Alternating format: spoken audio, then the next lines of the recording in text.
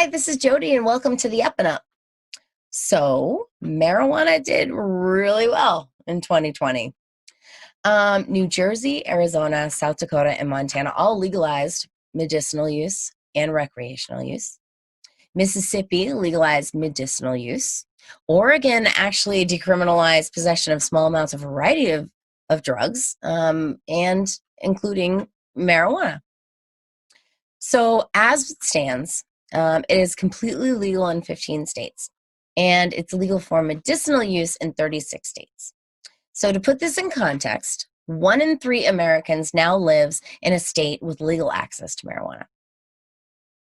But, of course, this still doesn't reflect the 2/3 of Americans who believe that it should be legalized, right? Now, we all know legislators often lag behind the will of the people, and this is no exception. But in this case, the people are essentially going around the legislature to direct democracy. So they're doing ballot initiatives. They're putting it forth in that way. And every time that they've done that, it's passed. Meanwhile, it's still scheduled federally alongside drugs like heroin and meth, which are clearly not in the same category. So, but what's interesting is that if we look back at history, we can see that when enough states change their laws, the federal government eventually catches on. So, when we talk about the legalization of marijuana, we're generally talking about the war on drugs, and we're talking about the harm that it's done, right? And it's done a lot. We should talk about that, and that's a very important conversation to have. But today, the conversation I'd like to have is about what are the benefits that we can get from legalizing marijuana. So having it illegal for all this time, I feel like we've been missing out on some things. And so in order to have this conversation, I would like to bring in a friend of mine who is actually a cannabis advocate to talk about his story and talk about kind of what are the benefits that we can reap from this beautiful plant. So I've invited my friend and cannabis advocate, Rob Hawco, to discuss. Welcome to the show, Rob Hawco. Thank you, Jodi. Thank you for having me. We all know my story, right? You know, I've been pretty open about it on the show and kind of what happened. I lost my fiance to overdose, opiate overdose. It was not a good thing.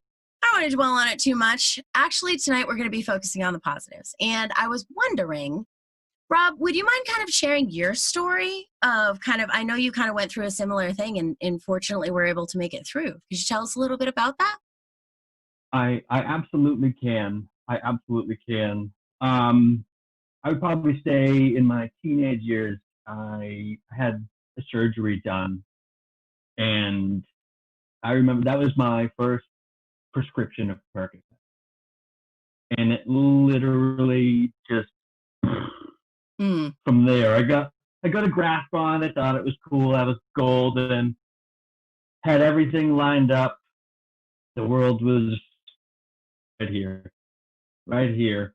And I think I was introduced to OCs or I'm sorry, like the 30 milligram BS, like that shouldn't even be there or allowed to be prescribed unless you're on a deathbed. That's the way I look at them now. But anyways, I fell into those pretty hard, and I pretty well lost everything.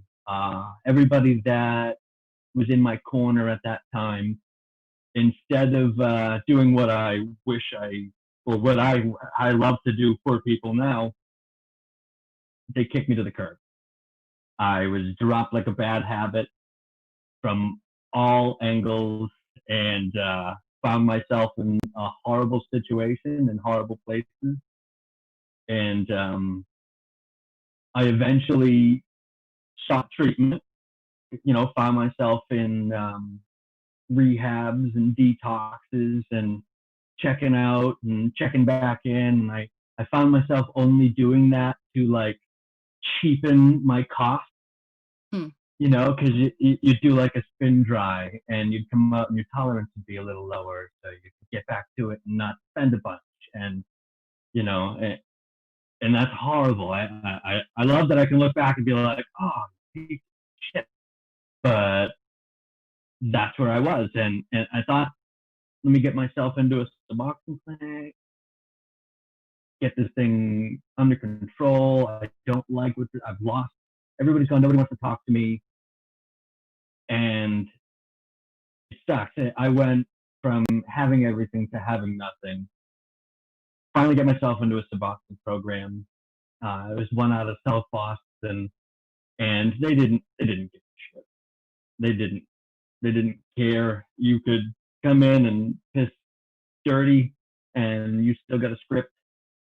And you know, now on the sober end of things, I'm like, ooh, that's a horrible place to run. Like, how can you try to better people's lives when you're not even seeing what they're doing? You're not making sure. I mean, I'm getting a little bit ahead of myself. The next stint will explain that statement a little bit better.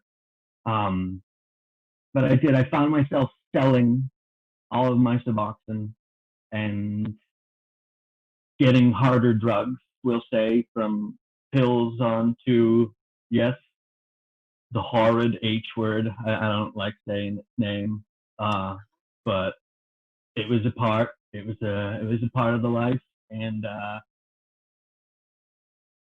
I fell right back off. Fucking, I went from just about halfway climbing up that ladder to getting the ladder kicked right off the side of the house again, and hitting that bottom.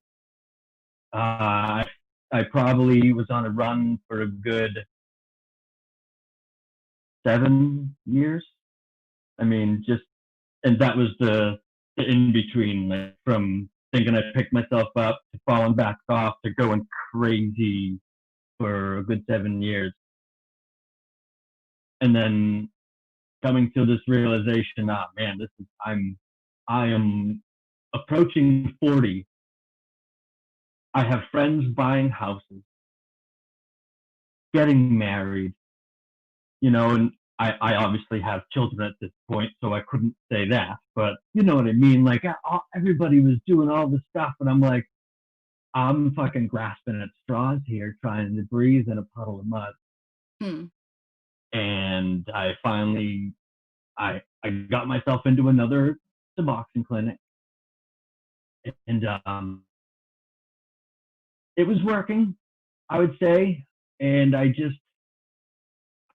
felt like it still made me feel like I was doing opioids. It still gave me that I'm perk high almost. I didn't like that. I didn't like that if I woke up and I forgot to take my strip that day, I was a miserable twat all day. That is horrible, and I didn't like that. Like a crutch instead of right. Instead of paying a drug dealer on the street, I'm now paying the state or something, or the pharmacy or whatever for the same drug. But now it's the pharmaceuticals, of course. Right. So in the beginning at this place, I had always tested positive for cannabis, and they never cared. I will say with this Suboxone program, that last one I had started, they were phenomenal. They make you bring in your empties and count them out in front of them. They took track of shit, and I do appreciate the structure there. And you piss tested every time you went. But I was always testing positive for cannabis. They didn't care. And at one point, they finally said, well, you're going to have to get a medical card. And I didn't have one at the time. And I was kind of against them.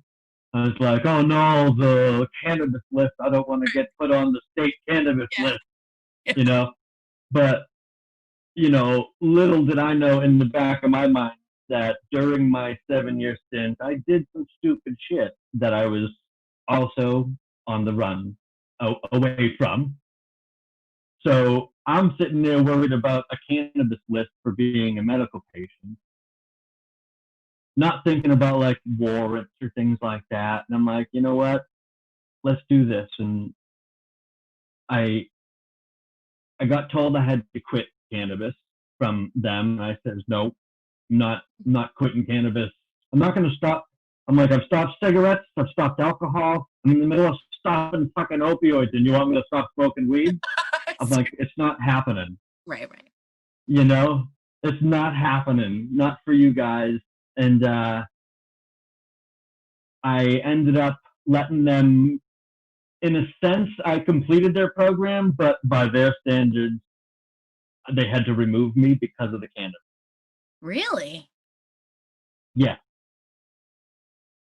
So I took my last script and I cut it all into tiny little squares, and I weaned myself off. And I think I mentioned it to you before, you know, during the Suboxone taking, and I can't even, I don't know how they say it, buprenorphine or whatever it is. That yeah, I don't know. Sublingual tastes like shit, but it helps people, I guess, you know. But so during taking Suboxone stuff, I would still feel that whisper in the back of my head, like, oh, you could totally not take a strip today and get a perp 30 and be fine, and take a strip the next day. And that would always be a thought process. Whether I followed through or not, that thought process was there. And I fucking hate that. I don't like that. I don't like any of those approaches, whether they're protocol or not, the methadone or Suboxone. I no longer like them because I see, well, not so much the Suboxone because people can use that properly. I just didn't like what that did. But when you see the effects of people on methadone, there's, I guess it's like I just said, you're answering one demon with another demon, only this one's medically, you know, insurance provided, right. You know, and it's horrible because some people do need that type of stuff. Right. And it sucks that they need it. But I tell you, since I've switched to nothing but cannabis, I mean, I wake up, I don't rip an indica in the morning. That would be a no-no. I'd be dead by midday. But, you know, I wake up and I usually take like a dab, which is concentrate. I don't know if you dab. Yeah. But, you know, like a dab in the morning, nothing more, just one quick rip, and then it's on with the day. And more indica at night. I have not had a single inkling in the back of my brain. Not in my brain, not in my chest, not in my gut, nothing.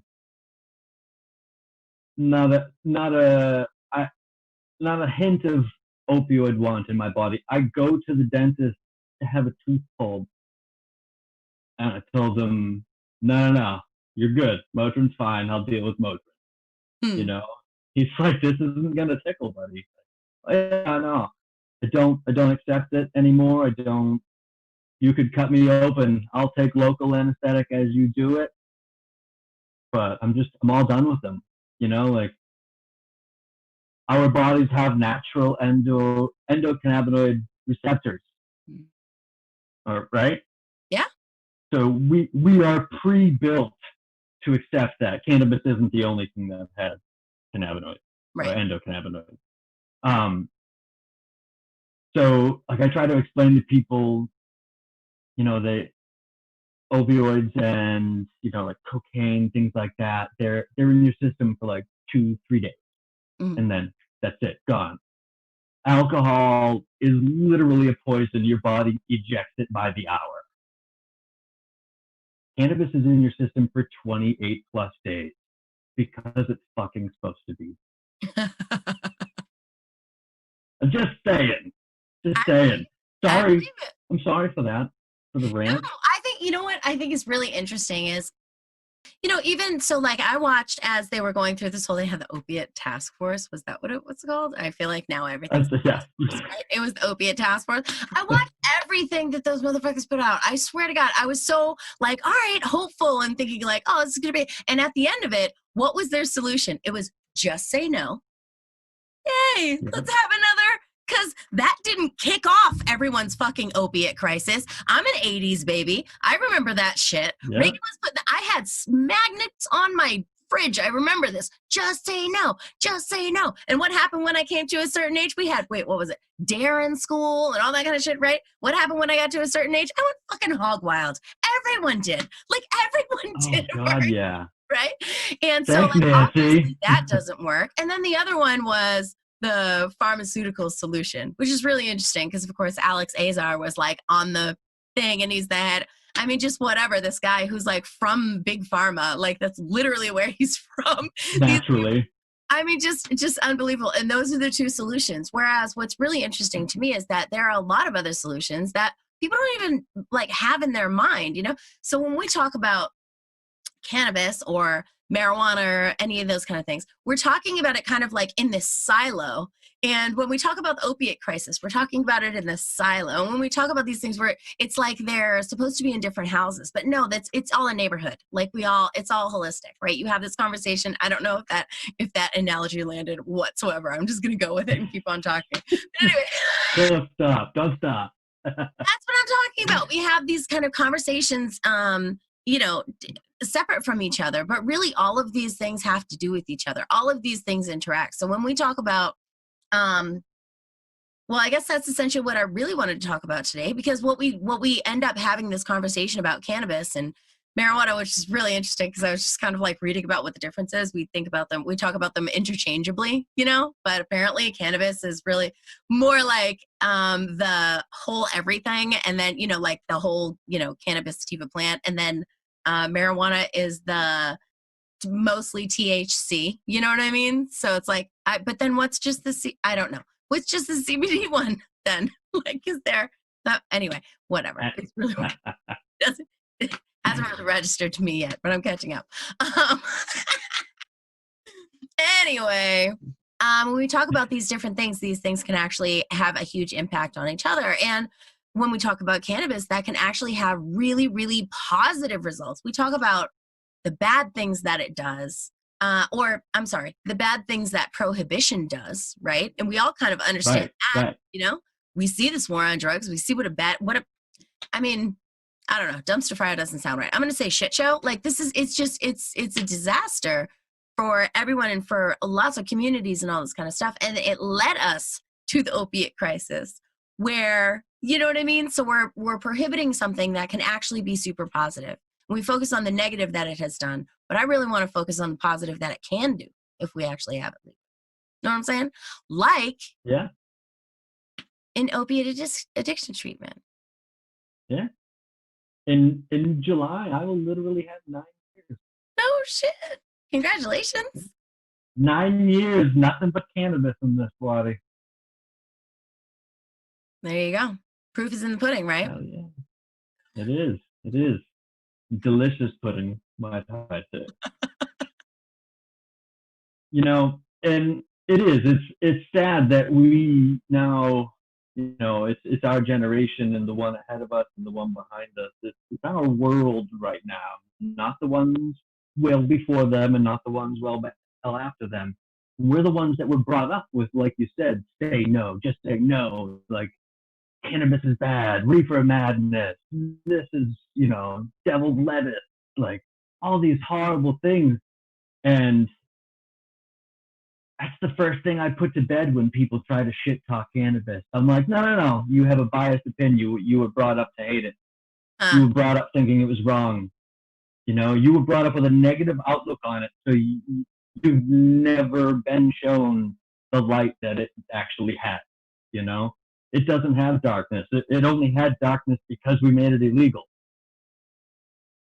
Yeah, it's if it wasn't illegal. I was watching something about these like Republican legislators, right, who are talking about how insane it is. Of course, they're legalization advocates, right, at this point. They're saying like, well, actually, one of them was a police officer. Maybe we can throw that in here at some point. I watched a video about it earlier.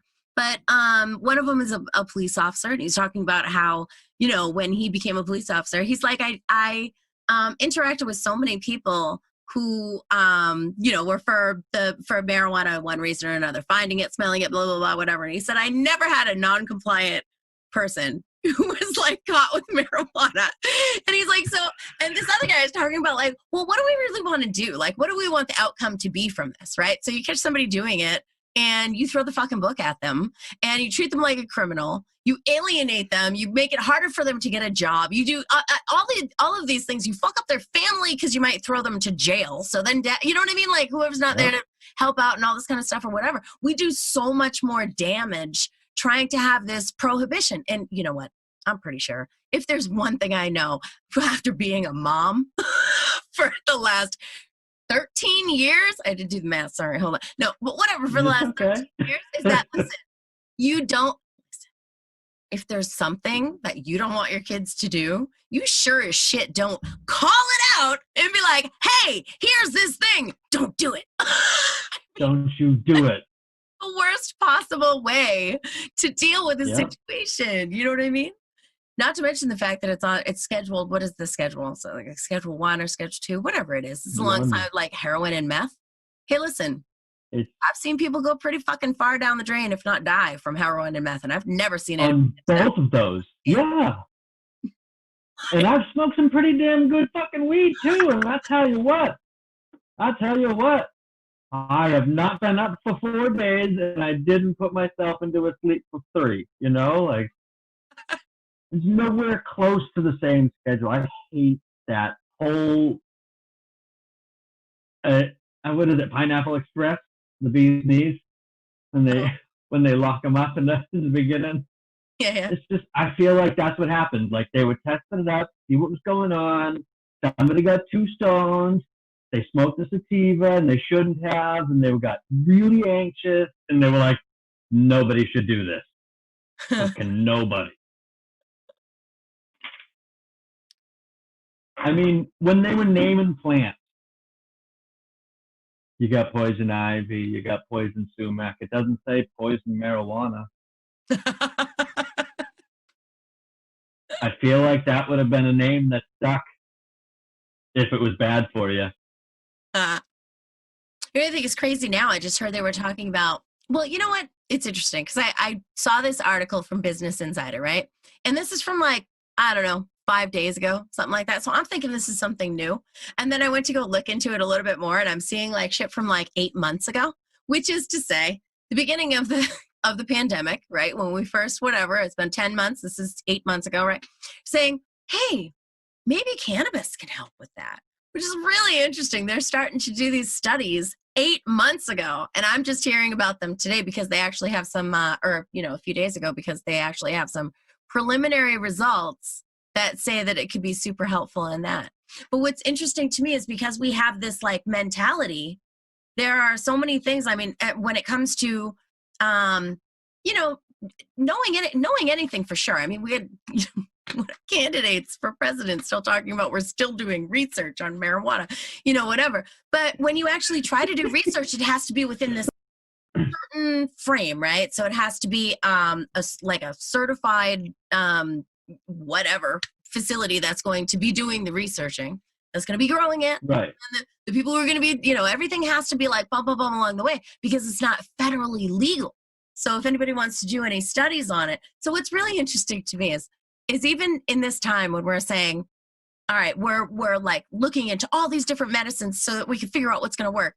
And, all these different things along the way that we always have this like pharmaceutical solution for, right? Yet there's this plant here that seems to work he seems to do good in so many different situations. Yet because it's federally illegal, we put all of these roadblocks in the way to being able to actually do this research to find out whether it's good or not. To the point where we're in a fucking pandemic and it could actually be helpful for people with severe not side effects, but like severe symptoms from COVID-19. From COVID. And we're like, 8 months later, we're like, I don't know, this one study sounded good. Because we can't, because that's the only, you know what I mean? I don't know. It's just amazing to me. It's amazing to me. Put roadblocks in our own way. Why? It's all about money. There you go. So It let me all ask you a comes question. down to money. Somebody's pocket didn't get lined. Yep. And I'll tell you, I knew a lot of people who grew out in California. They were like, been growing for decades. They're like, I don't want that shit to go legal. And I'm like, what? Why? What? That makes no sense. And we're like, no, because Philip Morris is all set up. You know what I mean? Like these big companies, God, yeah. they're all set up to go. We're going to have no business after that. So we've been doing it for all this time, but yet we're going to have no business after that because big business is going to come in. Right. I completely agree. I mean, you got to keep cannabis craft, like small batches. You don't want Philip Morris, to start selling them in variants of Marlboro, like it's going to be like, I hate to bring cigarettes into like a pack of GPCs compared to a pack of Marlboro. Mm-hmm. You're going to get nastiness, non-quality. That's what I'm saying. I don't think it's funny because usually when I think about drug legalization, because I honestly, I'm going to be real. I'm with Oregon. I say, you know what? You want to legalize? I think we should legalize it across the board. I think we should legalize drugs across the board. This is what I think. And then we deal with it in a different way. You know what I mean? And that's essentially what research says. You decriminalize, because what you're doing when you're putting the law in between it is then you're legislating. I mean, just put it as basically as like my body, my choice. You know what I mean? You're not doing any harm to anyone else, right? And then you say, okay, listen, obviously there are issues with being dependent on drugs, right? You remove this kind of prohibition mentality and then you deal with it, I don't know, like a fucking adult. You know what I mean? Like you deal with it like, hey, here's something like, you know what? Once a week my kids and I stop from McDonald's. That's my like, hey, we're going and we're getting McDonald's and that's our thing. But I limit it to that because I'm an intelligent person and I don't want us all to be 500 pounds or, you know what I mean, to be unhealthy and all this kind of stuff. And so that's like, okay, here's me adulting saying like, okay, I know what the consequences are of imbibing too much of that. Is the right word, imbibing? I'm going to go with it. Of, consuming too much of this. I'm going to make an intelligent decision and say like, okay, this is how much I'm going to eat, blah, blah, blah, blah. And how much fucking damage does bad food do? All right, I'm not going to get off on that tangent. But worse than cannabis. Right. But that's the same idea. Like you're putting something into your own body. It's going to, do damage or not to your own body.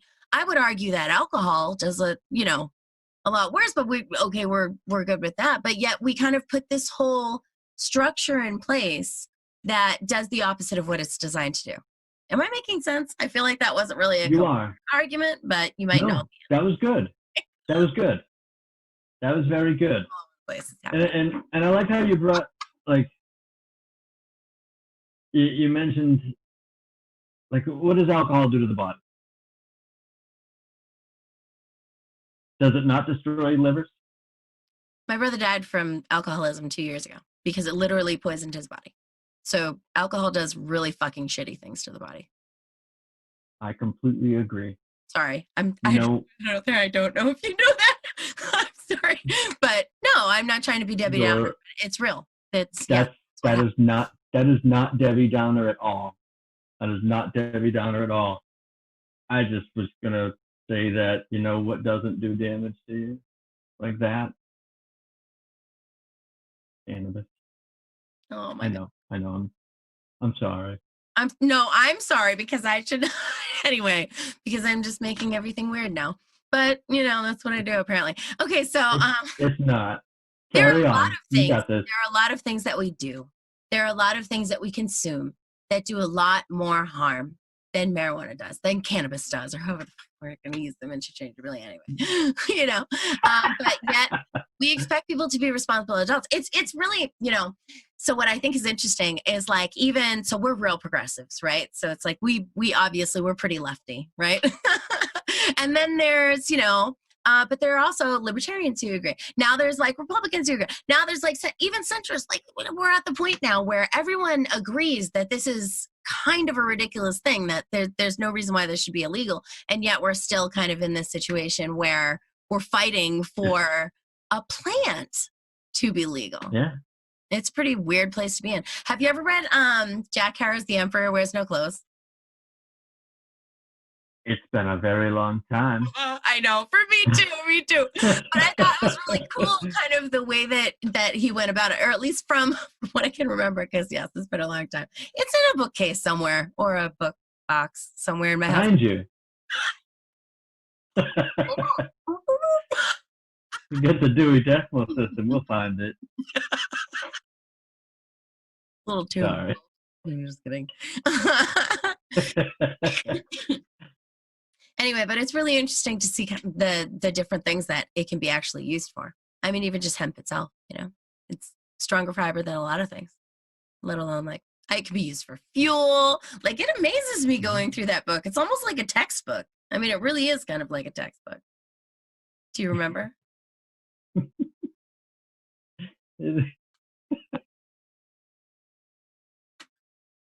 Stop smiling. Yeah, okay. Stop what? Stop smiling.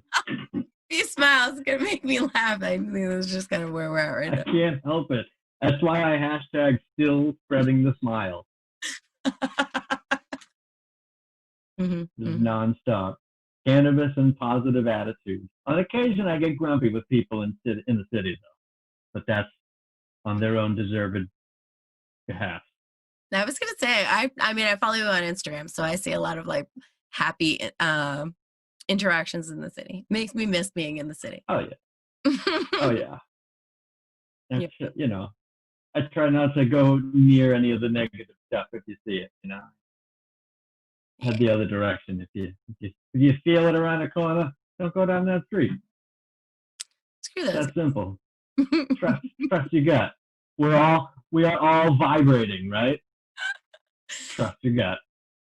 So tell me about I remember what it was like when I was out in California and I had my, it was my CB, what was it? CB, fuck, no, I can't remember. Anyway, OCBC, that's what it is, Oakland Cannabis Buyers Club. Anyway, but at the dispensary out there, right? So now, like, in my town, they're talking about opening one, which is interesting.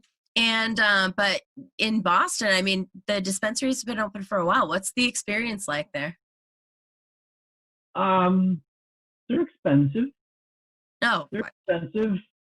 But you gotta give them a go. Whether you go in there for edibles or concentrates or flower. To be honest, I don't get flower from them often. I get much better prices elsewhere.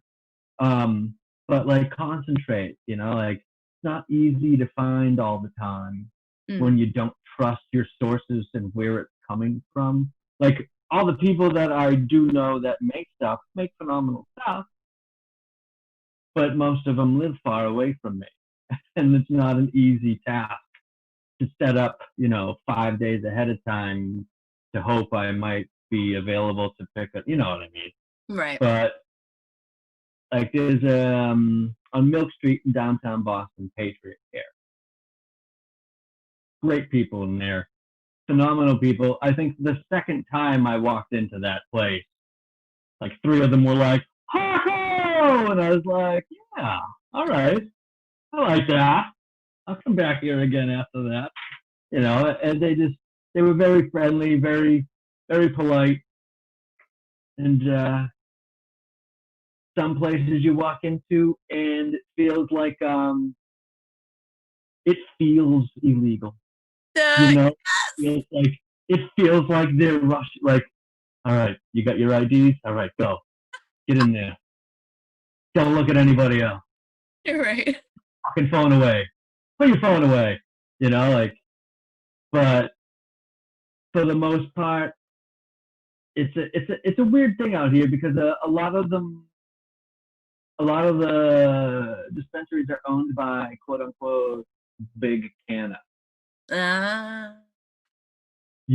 Which and to be honest, I get it because that's just somebody that had money that was able to envelop these other smaller companies and be like, now you guys all grow pot for me and we're going to call it this.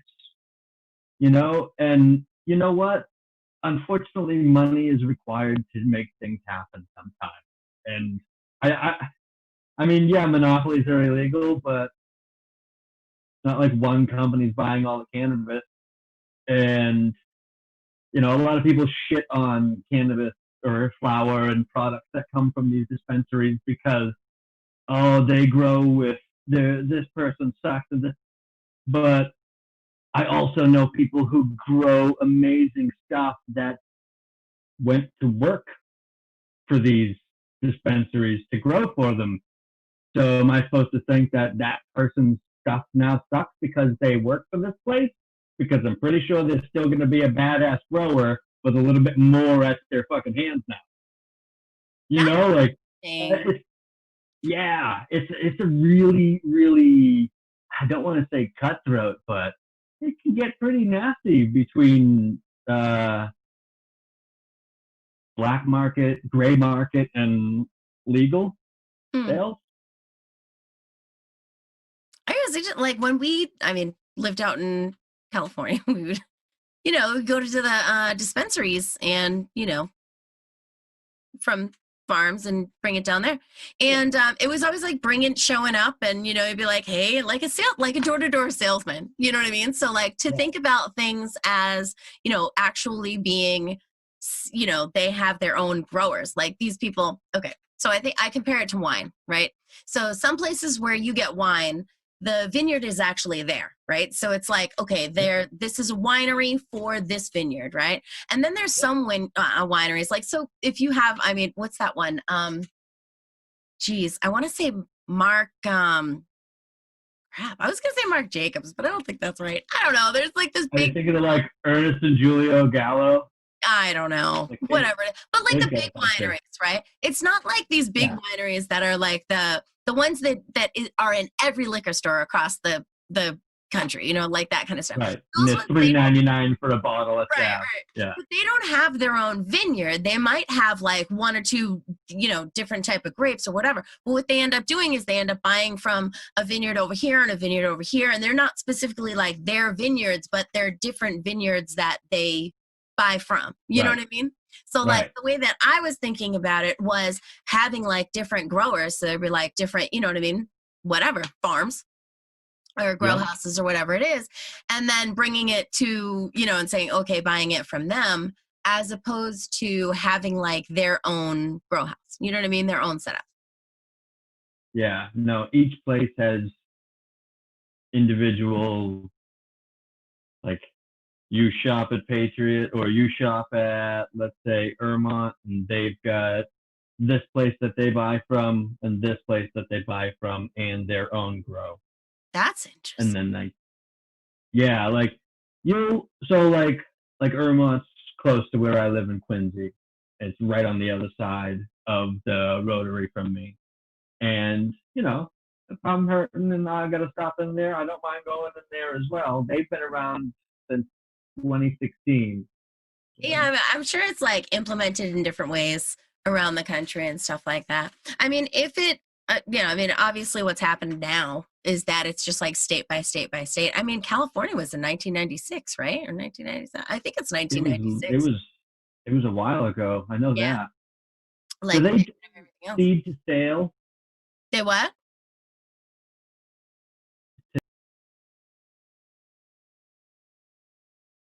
Oh, I don't know. Like in Mass, that's how it's done. It's tracked from seed to sale. Okay, so all right. So, I mean, that makes sense and why it would be set up differently, right? Like, that makes sense why they would have their own thing because they actually have to, you know what I mean, track it from all the way, you know, documented. Right. All the way along, which is interesting. Like, I mean, how it's being kind of played out in different states because it is kind of like state. Exactly. Each one has their own individual rules. I think they were saying so. There are 36 states where it's legal in some form, like whether marijuana or not, and then 15 states where it's legal across the board. But even the ones where it's legal for like recreational use and medical use. Yeah. It's still set up in all these different ways, which brings me back full circle because we were talking about how it's basically like big canna, right? You know, so like who's it going to benefit? Yeah. And when we talk about like the harm that's been done, the harm has been done to a lot of people who don't have that money, and for many of them for that reason, right? He's went and fucked up their life. They didn't earn the money to be able to do that or whatever. And so there are a lot of people who are suffering the harm that now that it's legalized, yeah, they might be exonerated from that charge or whatever. There's only so much you can do legally to get somebody off the hook legally, because that becomes a part of why this domino effect kind of thing or whatever. But anyway, federally, like Bernie Sanders, when he was running for president, he put out this plan, and part of it was legalizing marijuana and obviously exonerating people, letting people out of jail who are in for it now, right? And then exonerating people for past crimes that they, whatever. But there's only so much that does. That doesn't necessarily like corrupt. So we talk about restorative justice. Well, what is the restorative part of that? Well, okay, great, it's off your record, but have we actually restored you? You know what I mean? To whatever. Well, absolutely not. So when he was putting out that plan, what I thought was really cool and very thoughtful and really just like informed about the situation, was to make sure that the communities that were harmed most, maybe not the individual, but the communities that were harmed most would be the ones who would benefit most. So it would help people start their own businesses, even as you're saying, okay, marijuana is legal.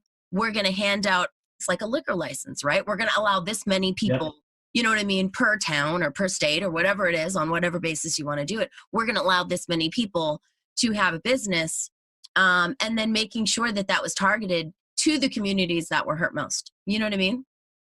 Yeah. Programs and like people affected mainly by the war on drugs via cannabis. You served, a 10-year sentence for selling weed when you were actually just a healer before your time. Right. And right. A lot of those, that's a big hiccup and headache that I see a lot of the mass cannabis situation dealing with, is people that were affected that are supposed to get, front of the line treatment, and they're really not getting said treatment. Oh, really? I mean, I'm sure that there must be, and I'm not trying to like, what's the word? I'm not justifying them dragging their feet, because they definitely need to speed up this process with licensing and stuff. But I do feel like I'm sure that there's a shit ton of people that are going, hey, I had this happen, or hey, this is what happened to me, and hey, this is what's happening to me, and you guys did this to me because of weed, and I did a 15-year sentence, and I only had this on my charge, and then they go into each individual case file, or they're going by it case by case, and they're finding, all right, well, no, you had 2 pounds of weed and 4 pounds of coke. No, you throat punched 3 officers and had ounce on you. I'm sure that there's a shit ton of emails and snail mail and madness coming in that they do have to skim through. For exonerations and stuff like that. But for these guys that have dotted all their I's and crossed their T's, yeah, they still like drag their feet. Yeah. Ah, that's interesting. And I know down in Massachusetts, what was the thing? I remember it was just like a year ago, wasn't it? That they had a lab. There was like a lab technician who had falsified a shit ton of. Yeah. It was all, and it was like as well. 9,000 or something cases or something. Fucking crazy. In Framingham, I think she was, or the lab or something. I don't know, but yeah. I could only imagine being some criminal that was dealing with bullshit and seeing her like, oh my God, I'm not going anywhere. Like she screwed a lot of people. That's insane. And for what? And that was all laps. Listen, this is what I'm saying, man. It's just, it ends up being used in so many different ways. Like even, Bobby Kennedy, what's Kennedy, right? When he was running for, he was running for Markey's seat, representative, right? Representative Markey. So anyway, so when Kennedy was running for that, he's talking about like they asked him about like marijuana, for example, and they say, how do you feel about legalizing marijuana? I'm wondering from the smile on your face if you actually know the story. But they said, how do you feel about that? And what he explains is he says, well, we can't legalize marijuana because marijuana is how police are able to look into other things because they smell marijuana. So this is how they're able to look into these other things. And with a straight face, like, this is a good explanation. He's saying, right. Oh, well, because it helps us like sniff out other shit. Like, dude, no, there's a reason you need a reason to look. Like, yeah, exactly. Like, what are you talking about? No, what that does is it creates a situation where the police are allowed to disregard someone's civil fucking liberties. That's what that does. That's you know what I mean? And you're with a straight face standing there being like, well, no, law enforcement needs this. Yeah. What are you talking about? This is like where we're at, It'd have been a different country if the Kennedys made money off of cannabis and not alcohol during Prohibition. There you go. Is that a thing? I never knew that. Wait, what? What? The Kennedys? About what? What? What? Kennedys got, how do you think they got a kid into the seat? I don't know. I never knew that. I'm from Massachusetts, folks. Don't even know that. What? Monies and illegal alcohol. Holy shit. No way. Okay. Crazy Irish. I mean, I'm not really like surprised. I'm just surprised that I didn't know that. Like, that I've never heard that story. Right. Then that other Kennedy, didn't he like, what's his face there? He beat that girl with the golf club while he was drunk down in the Cape or something, or the Vineyard. I don't know if you have time for that. There was like a TV movie about it too. Like, nothing? Oh, no? I have a little rabbit hole to go down about these Kennedys here now. I don't You go from California right to friggin' the north or something? Hey. Go from warm to extra cold. All right. Thank you for watching, and please like, share, and subscribe. And if you have the means, I know not everybody does, but if you do, please consider supporting us on Patreon. It's www.patreon.com/Real Progressives. Bye, y'all. This is me, guys.